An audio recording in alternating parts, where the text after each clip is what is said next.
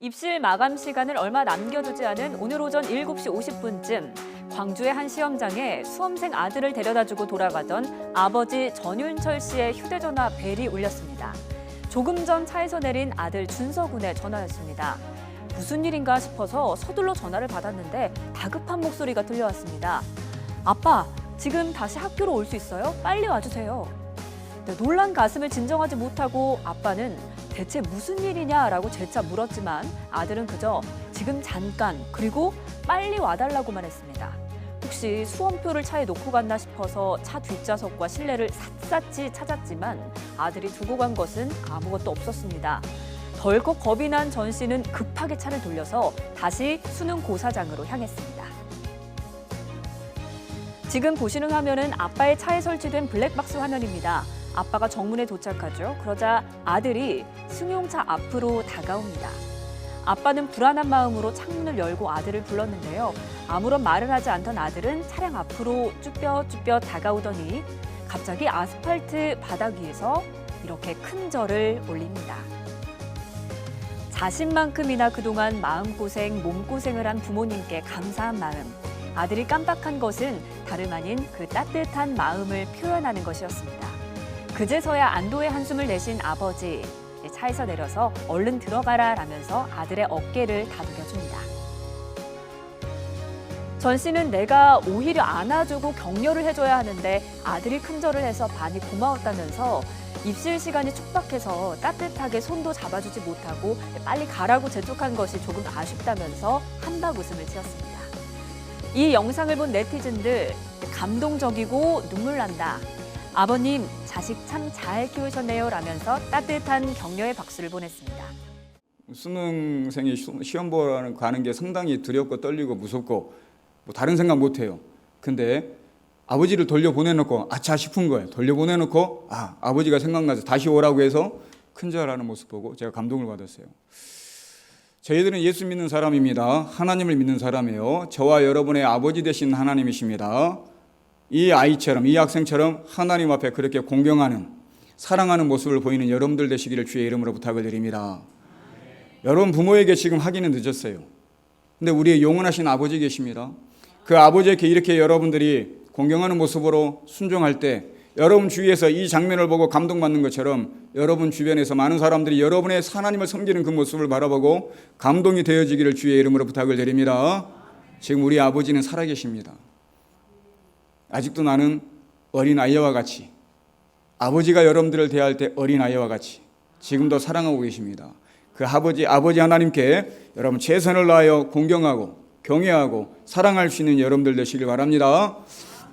우리가 기도를 합니다. 남편을 위해서, 아내를 위해서 기도를 해요. 예수 안 믿는 남편을 위해서, 믿는 남편을 위해서, 아내를 위해서 기도하지만 한번 생각을 해봅시다. 안 믿는 남편을 교회 다니게 하기 위해서, 아니 믿는 남편이 좀 달라지게 하기 위해서 우리 정신 나간 남편 좀 정신 좀 돌아오게 해주십시오. 이렇게 기도하면 듣는 남편이 기분이 좋을까요? 안 좋을까요? 우리 싸납쟁이 마누라 좀 순한 양처럼 좀 착하게 좀 해주세요. 이러면 듣는 마누라 기분이 좋을까요? 안 좋을까요? 안 좋아요. 그런다고 교회 나올까요? 우리가 그렇게 기도하면 교회 안 나와요. 안 믿는 사람은. 너나 잘하지 그럴 거 아니에요. 제가 이 말씀을 드리는 이유는 뭐냐면 우리가 기도하는 것을 좀 바꿔야 돼요. 하나님이 그렇게 기도하는 걸 별로 안 좋아하실 것 같아요. 하나님 다 제 잘못입니다. 제가 아내를 더 사랑하겠습니다. 하나님 다 제 잘못입니다. 남편을 더 사랑하고 이해하겠습니다. 이렇게 기도할 때 감동스러운 기도 아니에요? 그래야 하나님도 기뻐하시고 듣는 남편도 아내도 좋아할 것 같아요. 그래야 변화되는 거지.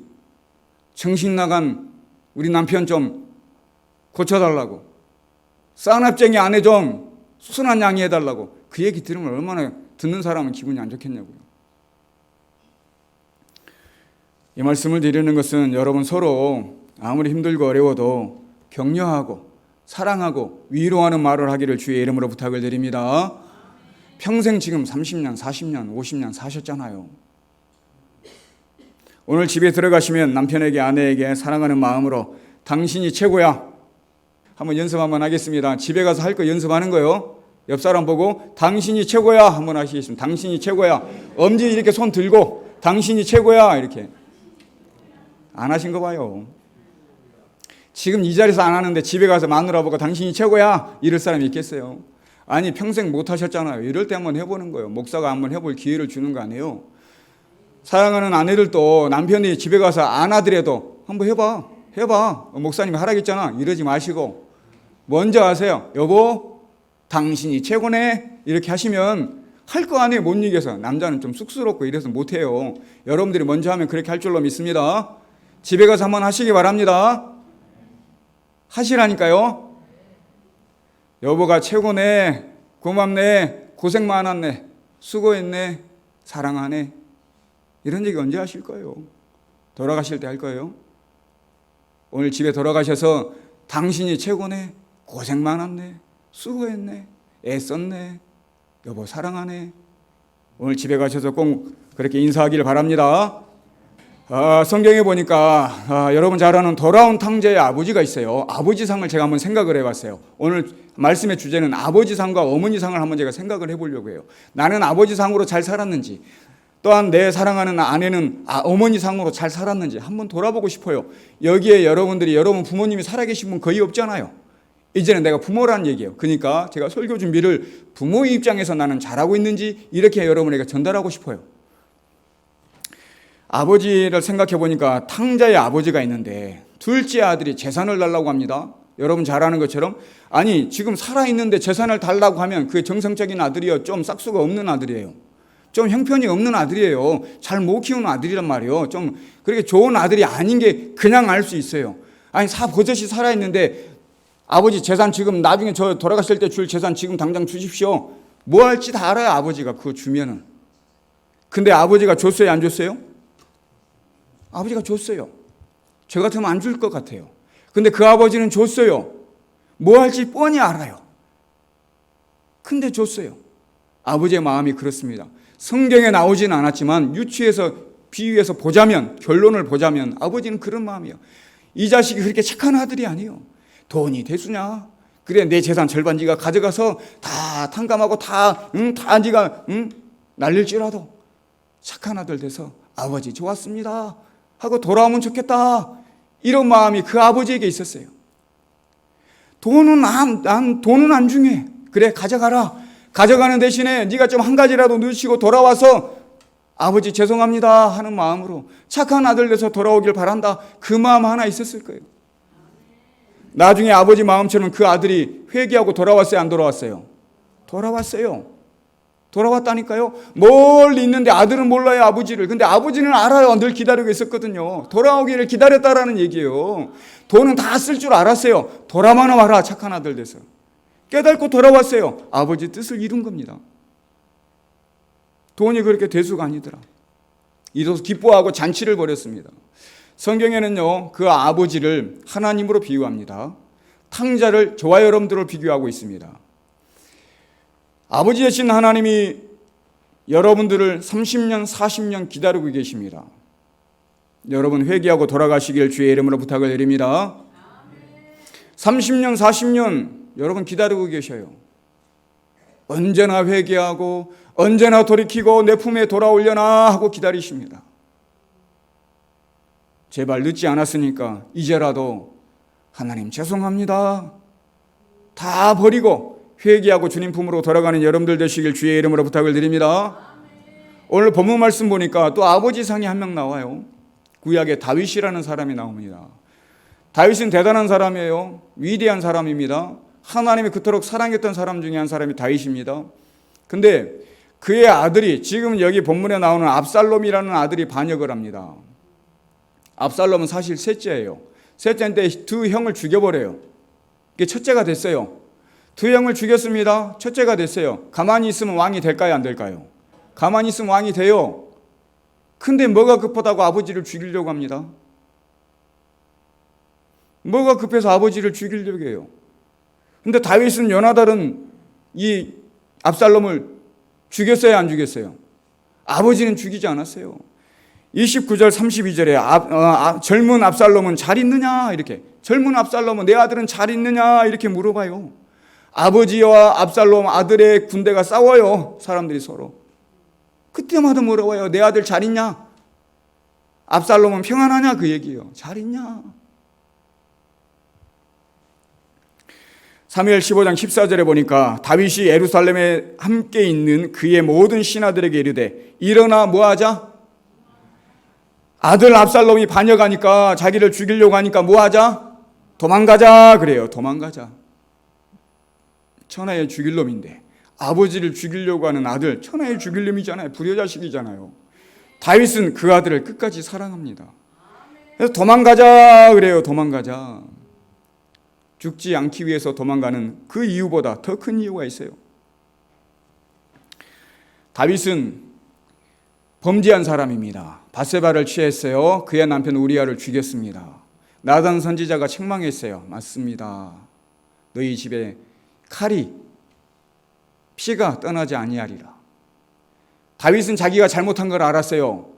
내 때문에 우리 집안이, 나 때문에 이 압살롬이라는 아들이 이렇게 됐다 하는 것을 다윗은 알아요. 그러니까 그를 죽이려고 하는 것이 아니라 피합니다. 왜? 내 잘못이니까. 자녀는 여러분들의 그림자라고 합니다. 자녀는 여러분들의 그림자예요. 다윗이 그 못된 짓을 하는 것을, 잘못된 본을 보였어요. 이 자녀들이 봤어요. 아버지가 못된 짓을 한 것을. 그러니 당연히 내가 당해야 될 몫이다. 이렇게 다윗은 생각했어요. 저와 여러분 마찬가지입니다. 자녀들에게 여러분 잘하는 모습도 있지만 잘못한 모습이 더 많을 거예요. 자녀들이 잘못했을 때 혹시나 내가 잘못해서 그런 건 아닌지, 혹시나 내가 범죄해서, 혹시나 내가 잘못 가르쳐서, 혹시나 내가 나쁜 모습을 보여서 그런 건 아닌지 나를 돌아봐야 되는데 자꾸 자녀들을 책망한단 말이에요. 다윗은 그러지 않았더라. 자기를 돌아보고 도망갔더라. 왕의 자리를 내놔요. 그리고 도망갑니다. 또 한 가지 중요한 이유가 있습니다. 만약에 이 아들이 자기를 죽이려고 달려드는데 아버지로서 아들을 죽일 수 있어요, 없어요? 아버지가 아들을 죽일 수 있어요, 없어요? 힘들어요. 여러분 같으면 죽이겠어요? 아무리 형편없는 아들이라도 여러분 같으면 죽이겠어요? 죽일 수 없어요. 또 하나는 아들이 나를 죽여요. 아들이 나를 죽이면 가만히 있어서 나 죽여라고 죽었어요. 아들은요, 아버지 죽인 죄인이 됩니다. 아버지 죽인 죄인, 못된 자식이 되는 거예요. 그래서 도망간 거예요. 그래서 자식을 위해서, 자기를 위해서 도망간 것이 아니라 철저하게 자식을 위해서. 이게 아버지의 마음입니다. 저와 여러분 어떤가 한번 생각해 봐야 됩니다. 끝까지 아들을 사랑하는 마음으로 다윗은 아들을 지켜주고 아들을 보호해주고 자리를 내주고 내 잘못이다, 내 잘못이다, 내 잘못이다 그렇게 얘기하고. 사무엘하 18장 5절에 보니까 왕이 요압과 아비새와 이때에게 명령하여 이르되 나를 위하여 젊은 압살롬을 너그러이 대우하라. 나를 봐서 죽이지 말아라. 나를 봐서 죽이지 말고 너그럽게 용서해줘라. 나가서 전쟁에서 죽이지 말아라. 나를 봐서 그냥 너그럽게 좀 봐줘라. 대우해줘라. 이렇게 얘기하고 있습니다. 근데 결국 압살롬이 죽었어요, 안 죽었어요? 죽었습니다. 죽었는데 33절에 보니까 왕의 마음이 심히 아파 문 위층으로 올라가서 뭐 했다고요? 울었다 그랬어요. 울었다. 그러면서 그가 올라갈 때에 말하기를 내 아들 압살롬아, 내 아들 압살롬아, 차라리 내가 너를 대신해서 죽었더라면, 이렇게 얘기해. 내가 너를 대신해서 죽었더라면 쉬고, 압살롬 내 아들 이렇게 얘기해요. 내 아들이 몇 번 들어있나? 5번 정도 들어있어요. 내 아들. 자기를 죽이려고 했던 내 아들, 압살롬아, 내 아들. 내가 차라리 죽었더라면.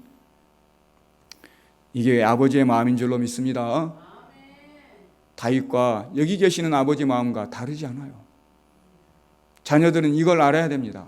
아버지의 마음이 아무리 잘못된 모습들이 있을지라도, 다윗처럼 범죄한 모습이 있을지라도 아버지의 마음은 동일합니다. 자녀들이요, 아버지의 이 마음을 알아야 됩니다. 또한 아버지들이요, 다윗의 아버지상이, 다윗이 우리에게 보여주는 아버지상이, 아버지의 모습이 이런 모습입니다. 여러분 아버지들이요, 이런 모습이 있는지 잘 한번 생각해 봐야 됩니다. 내 잘못이다. 내가 잘못해서 그렇다. 회개하고. 자녀를 위해서 손해볼지라도, 자녀를 위해서 내 아들 내가 죽더라도, 이런 마음으로 다윗이 그런 아름다운 아버지의 상을 모습을 가지고 있더라고요. 저와 여러분들도 그런 모습을 가짐으로 자녀들에게 아름다운 모습을 보여주는 여러분들 되시길 주의 이름으로 부탁을 드립니다. 출애굽기 말씀을 읽었는데요, 여기에 요게벳이 나옵니다. 요게벳이 모세의 어머니예요. 모세의 어머니인데, 여러분 잘 아는 것처럼 모세를 이제 떠나 보내야 될 때가 됐어요. 이제 들키면 죽어요. 떠나 보내야 돼요. 내놔야 돼요. 근데 출애굽기 2장 3절에 보니까 더 숨길 수 없게 되매 그를 위하여 갈대 상자를 가져다가 뭘 발랐어요? 역청과 나무진을 칠하고 아기를 거기에 담아 나일강과 갈대 사이에 두고 있어요. 역청과 나무진을 칠했더라. 왜 그랬을까요? 물이 들어가지 않기 위해서. 죽지 말라고. 물이 들어가지 말라고 거기에 역청과 나무진을 발랐어요. 제가 이런 생각을 해봤습니다. 말씀을 준비하면서. 문득 생각나는 게, 역청을 바르고 나무진을 발라서 자기 모세를 살리기 위해서 그랬단 말이에요. 여러분, 출애굽할 때 문인방 문설주에 어린 양의 피를 발랐습니다. 거기에 들어있는 가족, 자식들은 죽었어요, 살았어요? 살았습니다. 마치 예수의 어린 양의 피를 바른 것처럼 역청을 바르고 나무진을 발라서 살리겠더라, 어미로서. 여러분들에게 말씀드리고 싶습니다. 여러분 자녀들에게, 자녀의 심령에 예수님의 보혈을 바르시기를 주의 이름으로 부탁을 드립니다. 예수님의 보혈을 발라야 돼요. 세상이 얼마나 악한지 몰라요. 여러분들이 쫓아다니면서 지켜줄 수 있나요, 없나요? 여러분들이 쫓아다니면서 지켜줄 수 없어요. 세상이 얼마나 악한데, 만나지 말아야 될 사람을 만날 수도 있고, 속임을 당할 수도 있고, 잘못된 죄악에 빠질 수도 있습니다. 하지만 그들 심령에 예수의 피를 바른 그들은 누가 지켜줘요? 하나님이 지켜주실 줄로 믿습니다. 모세를 살리기 위해서 역청과 나무진을 바른 것처럼 여러분 자녀들에게 예수의 보혈의 피를 바르는 여러분들 되시길 바랍니다. 예수 믿게 하라는 얘기예요. 예수 믿게 하라는 얘기.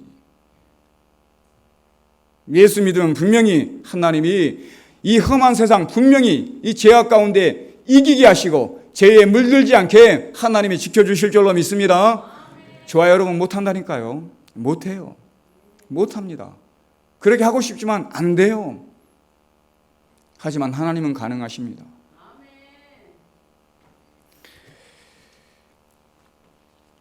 예수 보혈의 피를 바른 그런 예수의 가정이 되면 그 가정은 하나님이 문설주 인방에 발랐을 때 그 가정을 하나님이 구원시켜 주시고 구해 주신 것처럼 여러분의 가정이 온전한 구원의 가정이 되기를 주의 이름으로 간절히 부탁을 드립니다. 설교 준비하면서 곰곰이 생각해 봤어요. 한 집에, 여러분 한 집에 누구는 천국 가고 누구는 지옥 갈 사람이 같이 살아요? 여러분 한 집에 여러분들은 천국 가고 여러분 자녀들을 지옥 갈 사람이요. 안 믿는 사람은. 여러분 남편이 교회 안 나가면, 신앙생활 안 하면 여러분들은 천국 가고 한 집에 같이 사는 남편일지라도 지옥 갑니다. 아름다운 모습 아닙니다. 하나님이 기뻐하실 모습 아니에요.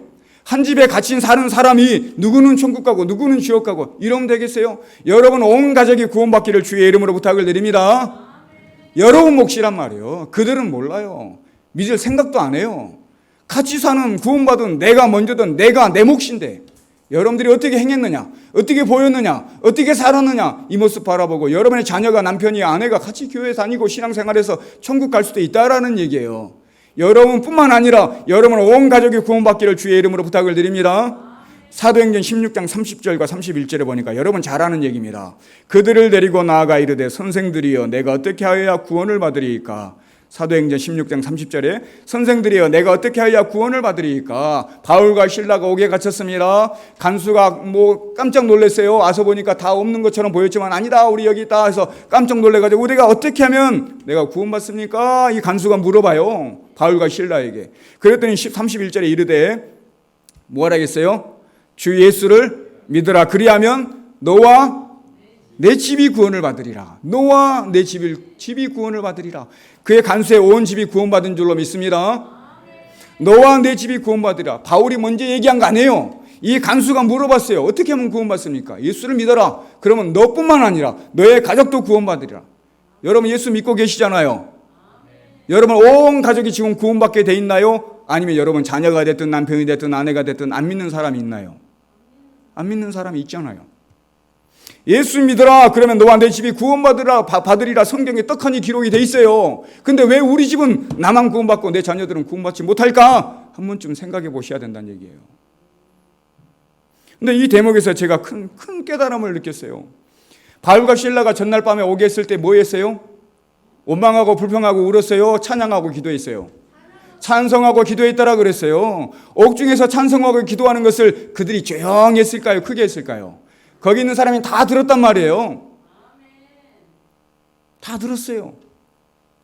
찬양하고 기도하는 것이 옥문을 열게 하는 능력인 줄로 믿습니다. 찬양하고 기도했더니 옥문이 열려졌어요. 찬양하고 기도했더니 여러분의 문제가 해결된다는 얘기예요. 또 한 가지는 찬양하고 기도했더니 간수가 구원받은 줄로 믿습니다. 다른 거 한 거 없다니까요. 찬양하고 기도했어요. 옥문이 열렸네요. 간수가 물어보네요. 어떻게 하면 구원받는지. 대답했어요. 예수 믿어라. 찬양하고 기도한 것밖에 없다니까요. 제가 드리고 싶은 얘기는 뭐냐면 데살로니가전서 5장 16절에서 18절 여러분 너무나 잘 아는 말씀입니다. 항상 뭐하라? 쉬지 말고 뭐하라? 범사에 뭐하라? 이것은 그리스도 예수 안에서 너희를 향하신 하나님의 뜻이다. 예수를 믿는 우리를 향한 하나님의 뜻이다. 이런 얘기예요. 예수를 믿는 여러분들을 향해서 하나님의 뜻이 있는데 너무나 간단해요. 항상 기뻐해라. 쉬지 말고 기도해라. 범사에 감사해라. 여러분 가정에서 원망하시나요? 항상 기뻐하시나요? 기뻐해야 될 줄로 믿습니다. 범사에 가정에서 감사하시나요? 원망하고 불평하고 욕하나요? 감사하시길 바랍니다. 여러분 기도만 하고 있다고 해서 여러분의 자녀가 구원받는 건 아닙니다. 기도는 당연히 하는 것이에요. 자녀들은 기도에 관심 없습니다. 여러분들이 무슨 기도하는지 관심 없어요. 교회 가는 거 관심 없어요. 하지만 관심 있는 거 한 가지 있어요. 여러분들이 예수 믿고 신앙생활 하면서 달라진 거. 어머니한테 대하는 아버지 태도. 아버지한테 대하던 어머니의 태도. 이걸 봅니다. 항상 기뻐하라. 쉬지 말고 기도하라. 범사에 감사하라. 여러분 이 말씀에 순종해야 될 줄로 믿습니다. 기도만 한다고 되는 게 아니라니까요. 말보다 행동이 중요하다는 거 초등학교 때부터 배워요. 말하는 것보다 실천하고 행동하는 것이 더 중요하다. 초등학교 들어가면 초등학교 때부터 배운다니까요. 여러분 여기 계시면 다 잘 알고 있어요. 말씀을 수없이 들어도 이 말씀을 준행하고 실천하고 행하는 것이 얼마나 중요한지 너무나 잘 알고 있어요. 그렇게 하시나요? 집에서 포건하던 게 고쳐지셨나요? 쉽게 분노하던 마음이 고쳐지셨나요?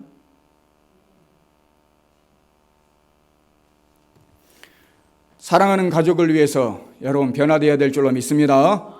사랑하는 자녀를 구원하기 위해서라도 변화되어야 될 줄로 믿습니다. 내 사랑하는 자녀가 지옥 가게 생겼는데, 내 사랑하는 자녀가 10년을 기도했는데 신앙생활 안 하고 있는데, 다시 한번 생각해 봐야 될 거 아니에요. 내가 잘못한 거 뭐가 있나? 다윗이 생각한 것처럼 나는 아버지로서 잘못한 거 없나? 어머니로서 잘못한 건 없나? 생각해 봐야 될 거 아니에요.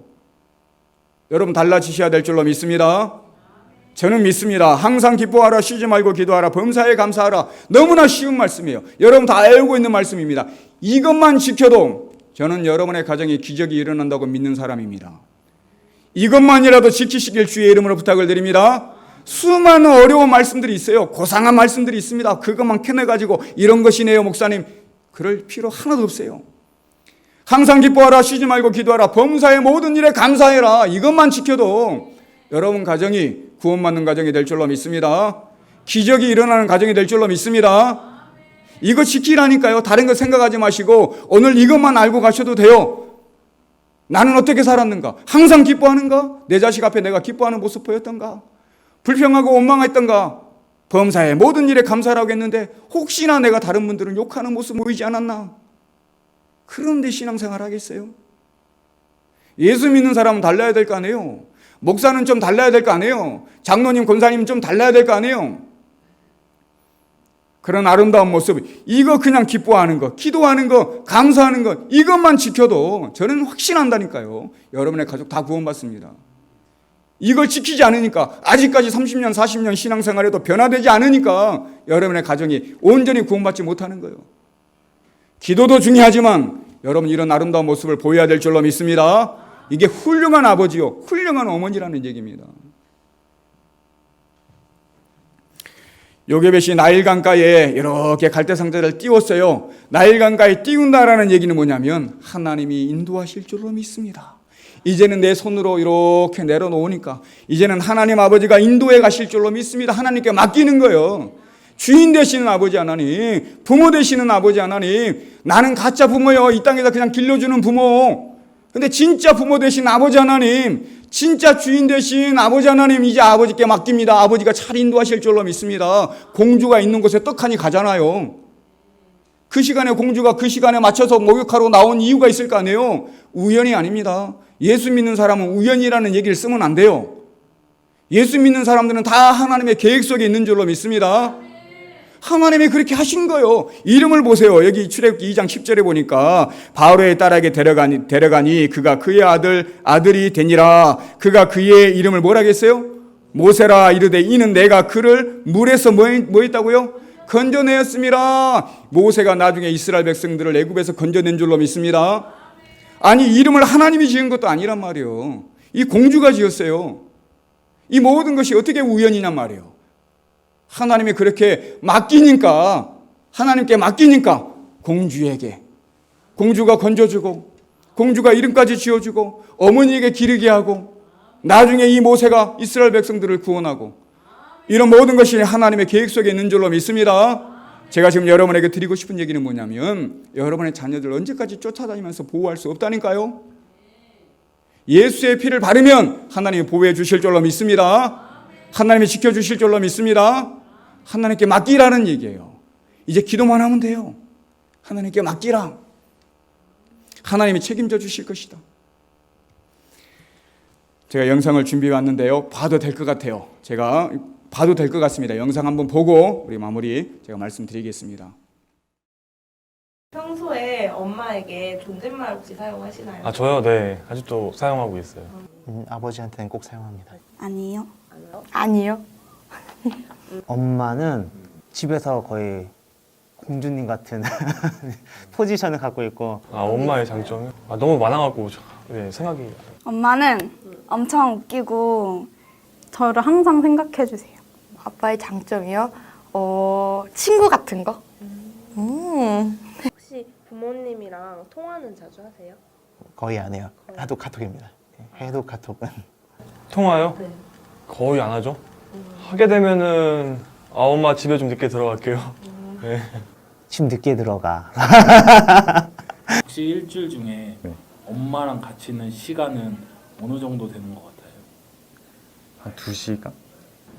혹시 엄마를 이름으로 불러본 적이 있으세요? 엄마를 이름으로 불러본 적이 있어요? 혹시 엄마의 이름을 불러본 적은 있으신가요?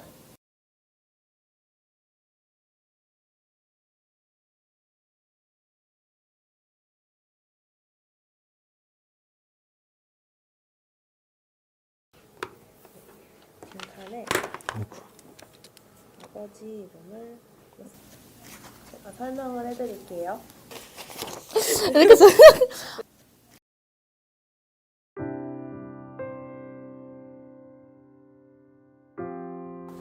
지금 전화를 드리면 됩니까? 네.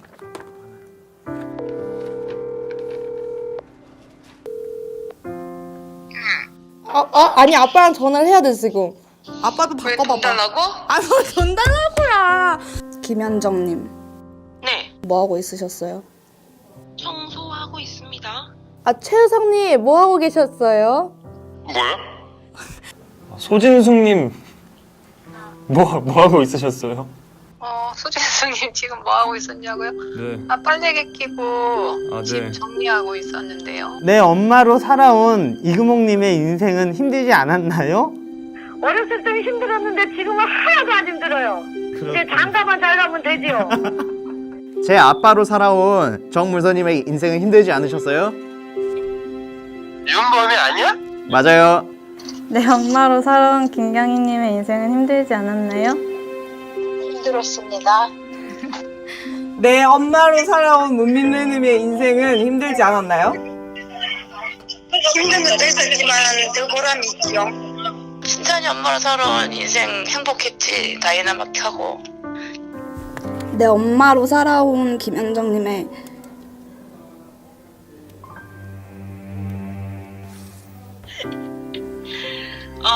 유진이의 엄마로 살아온 김현정님의 인생은 힘들지 않았나요? 힘든 때도 있었습니다. 그러나 항상 힘들었던 건 아닙니다. 내가 엄마 이름 불러주니까 어때? 낯선 느낌인데 좋아. 내가 엄마 이름 불러주니까 어때? 좋아. 본인의 이름을 대신하여 엄마라는 이름으로 사는 건 어땠나요? 힘들었습니다. 엄마는 그냥 괜찮았어. 그러니까는 경호와 기원이 그 아들이 엄마로 사는 것이. 엄마로 사는 거? 네. 최선을 다했고 지금 앞으로도 최선을 다할 거고 너무너무 행복했지. 당연한 일이고 그리고 책임감이 느껴지는 일이고 그리고 뿌듯하고. 엄마는 그냥 늘 내 엄마로 살아와서 오늘은 엄마 이름 한번 불러주고 싶어서 얘기한 거야. 엄마는 그냥 늘 내 엄마로 살아와서 오늘은 엄마 이름 한번 불러주고 싶어서. 낯설다. 그냥 엄마 이름보다 나는 그냥 엄마가 좋아. 엄마는 그냥 내 엄마로 살아와서 오늘은 이름 한번 불러주고 싶어서 얘기했어. 고마워. 엄마에게 나는 어떤 딸인가요? 엄마에게 유진이는 엄마를 끔찍하게 생각하는 딸, 엄마로 성장시켜준 딸. 우리 윤범이 자랑스럽고 자랑스러운 아들이. 엄마에게 나는 어떤 딸인가요? 좋은 딸. 늘 보면 어릴 때부터 엄마를 은근히 챙기는 아들이었다. 엄마에게 자식이란 어떤 존재예요? 엄마의 존재를 확실하게 해주는, 아빠에게 일할 수 있는 힘을 주는 보물이야. 엄마에게 자식이란 줘도 아깝지 않은. 왜 암호 같은 걸 때 내게 가장 소중히 여기는 보물 뭐 이렇게 질문이 있는 게 있어. 거기에서는 항상 나는 둥이라고 쓰거든. 보물 1호. 엄마에게 자식이란 어떤 존재인가요? 내 인생의 전부. 고마워, 엄마. 나도 고맙다.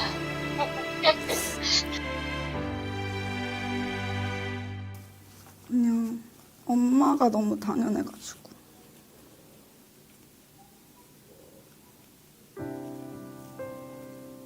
이상. 어머니의 인생은 자식한테 국한돼 있고, 뭐 자기 본인 여자로서의 인생을 뭐 많이 못 산다 이런 얘기는 듣긴 했는데, 이렇게 막상 불러보니까 엄마가 많이 헌신하면서 살아오셨구나 생각을 했어요. 여기 나오는 어머니, 아버지만 그런 게 아니라 여러분 모두 이런 마음인 줄로 믿습니다.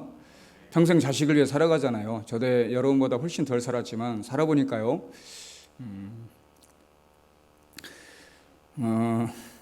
저도 부모님이 계시는데 저는 제 마음이 항상 어릴 때부터 아이들을 처음 가졌을 때 자랄 때 어릴 때부터 아이들이 이제 막 5살, 6살 될 때도요. 저는 어머니한테 잘하자, 아버지한테 잘하자. 그래야 된다. 이 주의했어요. 자식에게 하는 것보다 자식에게 맛있는 거 사줄 때 어머니에게는 2개를 더 사주자. 이런 주의였습니다. 저는 그걸 제 철학으로 믿고 그렇게 지켜야지 하고 살았는데 그렇게 안 되더라고요.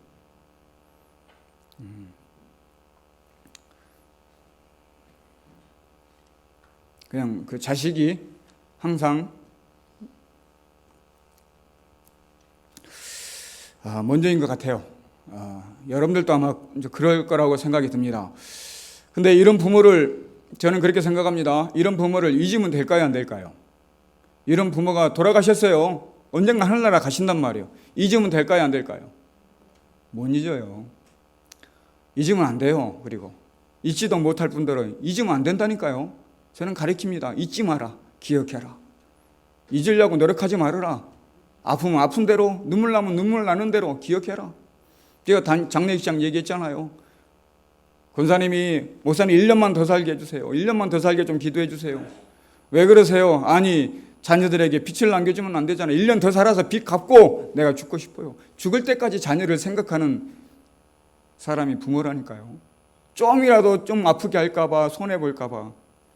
내가 빚 갚고 지금 내가 생명을 1년이라도 더 살아서 빚 갚고 죽어야 내가 좀 자녀를 위해서 속 시원할 것 같아. 마음이 아프잖아요, 목사로서. 자녀를 잃었는데, 아니 부모를 잃어도 못 잊는데, 부모를 잃어도 저는 잊지 말라고 해요. 근데 내가 자녀를 먼저 잃었는데 가슴에 묻는다고 하는데 잊으라고요?